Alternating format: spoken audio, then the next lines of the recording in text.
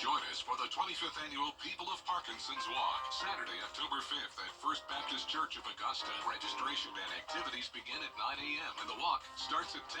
Visit popwalk.org for details and help fight Parkinson's.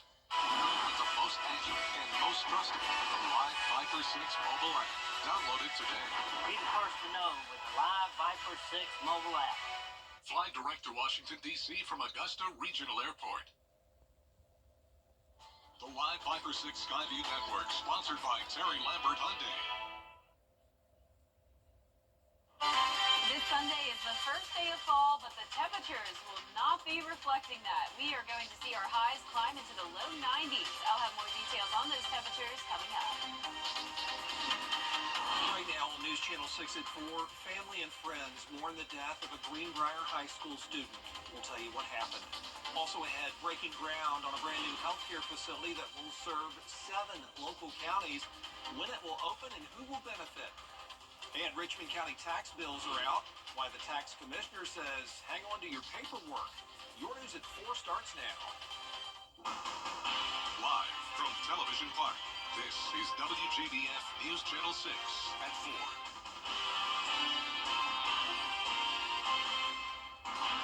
Hello, everybody. I'm Brad Means. Thanks for joining us. Jenny is off today. Coverage you can count on begins with the latest on a car crash in Columbia County that killed a Greenbrier High School student. 15-year-old Gordon Carmichael died in that crash. Happened about 5 o'clock this morning. Graham Lee is covering the story. He's live now at Greenbrier High. And Graham, deputies are still investigating what led to this crash. Well, that's exactly right, Brad. And actually, just over my shoulder, we got here a few moments ago. Students are starting to gather at this memorial. Just some devastating news for the Greenbrier community. As you mentioned, 15-year-old Gordon Carmichael was the victim in this crash. And while we're still trying to figure out more details about him, we did get some information from the sheriff's office this morning about what happened. So this is what we know so far.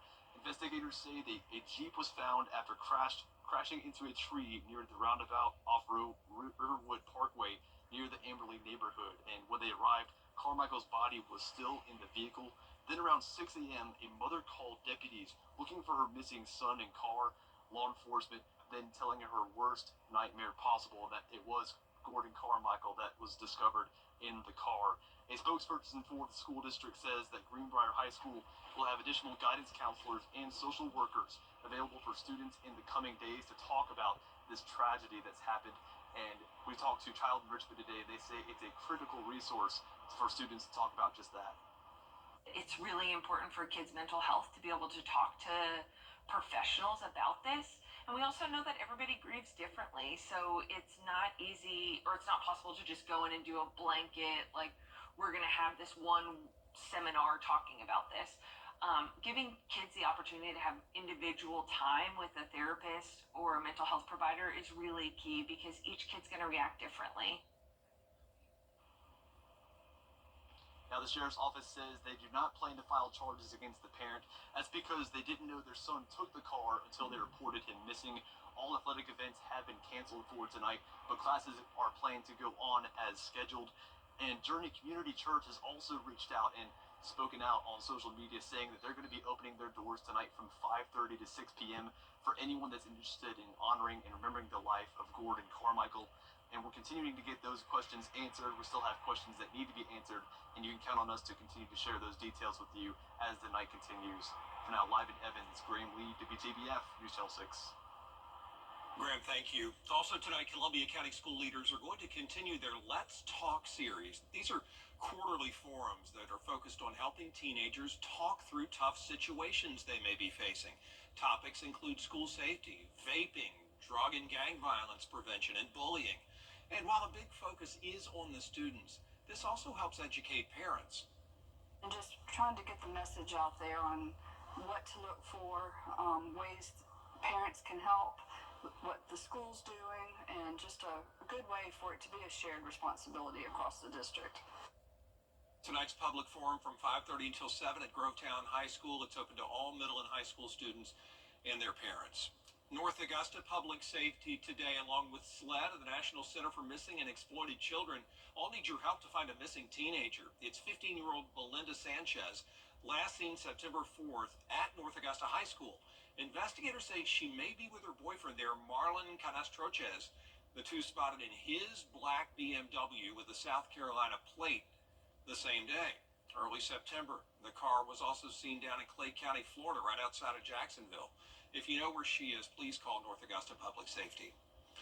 The Aiken County Coroner's Office investigating a deadly shooting. This happened late Wednesday night. Officers found the victim's body on Columbia Avenue Northeast near Chesterfield Street.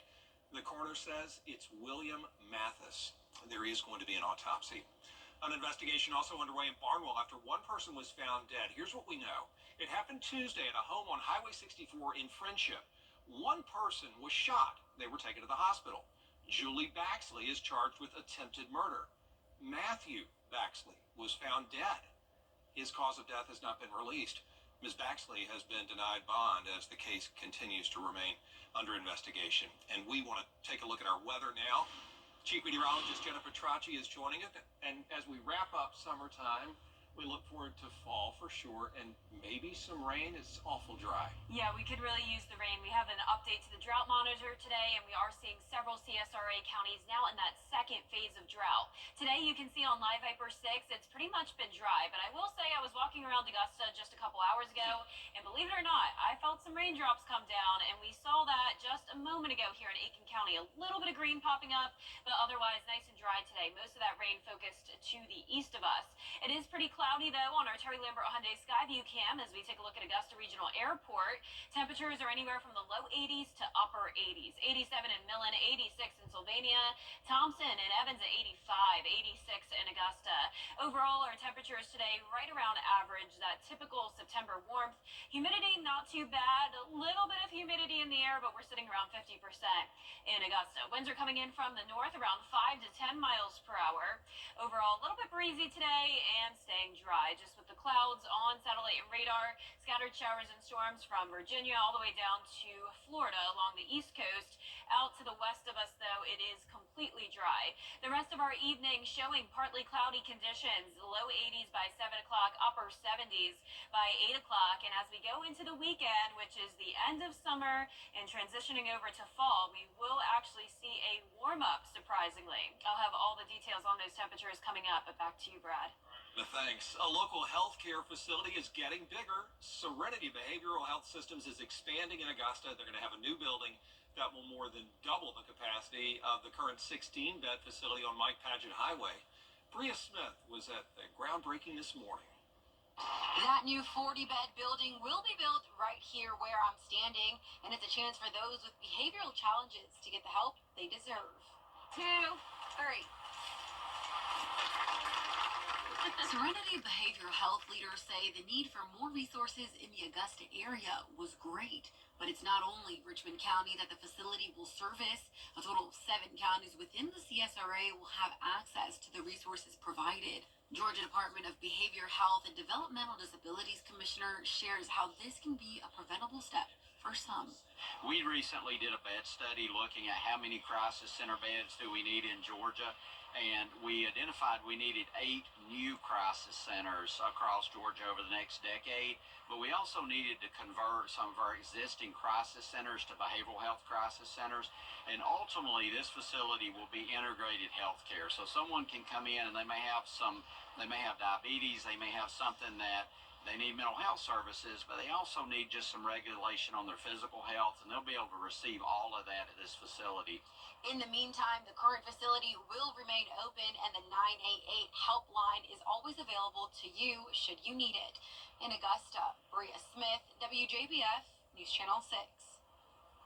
It is time to pay up at Augusta's municipal building, but bring your paperwork. The Richmond County Tax Commissioner's Office is seeing business pick up after tax bills went out late last week. Many people paying more because of a nearly 14% increase from the school board.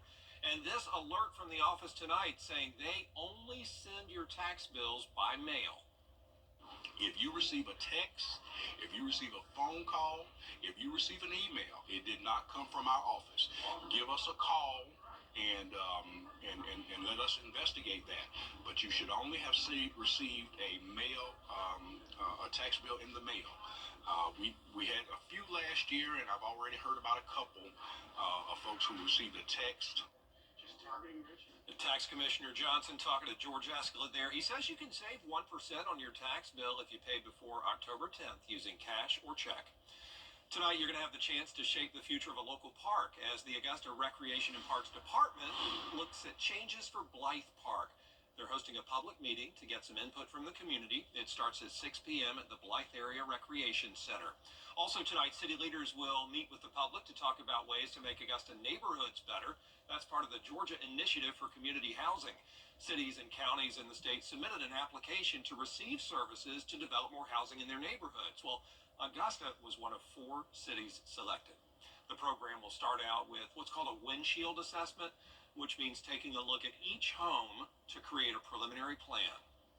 We need to hear from the residents. We need to hear about what they think their needs are, what they know they want in their community, because it's their neighborhood. They live in these neighborhoods. Their history is there within these neighborhoods. Tonight's meeting starts at 6 at the Carrie Mays Center. Tonight, Richmond County school leaders will celebrate their teachers. The annual awards celebration will recognize each school's top teacher and then the top 5 finalists in the whole county. They are Selma Clay out of Deer Chase Elementary, Beverly Frankie from Blythe Elementary, LaQuandra Staley from C.T. Walker, Valerie Thomas E School, and Juanita Walden from Richmond County Technical Career Magnet School. All the best to all of the teachers. We love y'all. The banquet, have so much fun, is at 7 at the Augusta Marriott, and a huge congratulations to them all. We are celebrating Hispanic Heritage Month. Coming up, hear from the first Latino to become a U.S. Poet Laureate.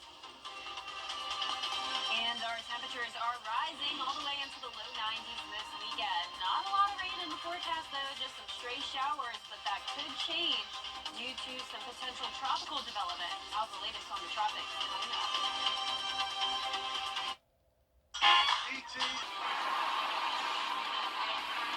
After an accident, consider this. Insurance companies track the results of law firms. They know which ones ignore lowball offers and file lawsuits, and which ones have never seen the inside of a courtroom. If your lawyer has a reputation for settling cheap, what kind of offer do you think you'll get? I'm Austin Jackson, and my law firm, insurance companies respect us because we stand up for our clients. Injured? Call Austin Jackson, the Augusta guy. 706-724-7224. Weather headlines on WJBF News Channel 6. Brought to you by Hickson Roofing. If your roof needs fixing, call Mr. Hickson. Memory and This message. Now, your most accurate forecast with WJBF Live Viper 6. Welcome back. You're taking a live look at our Terry Lambert Hyundai Skyview Cam in Aiken. Pretty cloudy out there, but we did have our fair share of sunshine today. Overall dry conditions for us with temperatures back to around average, sitting at 86 in Augusta. Northeast winds of 7 miles per hour. Humidity right at 50%. We're seeing low to mid to upper 80s across the CSRAs. 86 in Sparta, 85 in Sandersville, 85 in Evans, 84 in Aiken. Barnwell, you're at 82 degrees, and 88 in Sylvania, our hotspot today. Satellite and radar showing scattered showers to the east of us, and some clouds continuing to move in from the west. So we'll call it partly cloudy for the rest of your Thursday. Not much activity out towards Alabama and into Louisiana. Pretty much dry across a good portion of the southeast today, and pretty much dry for our Friday as well. Patchy fog possible again in the morning. Can't rule out a stray shower in the afternoon. Temperatures climbing into the upper 80s and then going down into the 70s for the game tomorrow night. Silver Bluff versus Lincoln County. Lincolnton, Georgia's forecast looking fantastic. Really, the entire CSRA has nice weather over the next few days. It's been a while, though, since we had a 90-degree day. In fact, most of the month of September has been well below average. We were in those mid-90s, though, back on September 2nd. We won't get quite that hot this weekend, but we are forecasting 90 degrees for Saturday, the last day of summer, and ironically, heating up for the first day of fall. 92 degrees. Plenty of sunshine this weekend, just keeping that 10% chance of rain. So the first day of fall is now just 3 3 days away, and let's see if it's going to be feeling like fall next week. I'd say not really. Temperatures will be going back down to around average, but we're not going to have those low 80s and super cool mornings like we had just a couple weeks ago. We also need some rain. Like I mentioned at the top of the show, we do have an update to the drought monitor. Notice all of our northern and eastern counties now under that moderate drought, and everyone in the CSRA could use some rain. Tonight at 8 o'clock, still just a stray shower or two in the forecast, some clouds on and off. Once again, fog tomorrow morning, and then by Friday evening, still just seeing some sprinkles across the area. Really not much going on, though, when it comes to the rain over the next couple of days. But we could get some rain from tropical activity. We're actually watching 3 areas of potential development. We don't have to worry about these 2, but this area in orange in the Caribbean Sea is low pressure that could become a tropical system. Now, this is just an example of what could happen here. We have this area that we'll be watching in the Gulf of Mexico, and notice this particular model showing it getting pretty strong, moving into Florida, and then, of course, we would have some minor impacts from this system. But I want to emphasize that this is a changing forecast. This is just an example of what could happen around late next week, so we'll definitely keep you updated on that.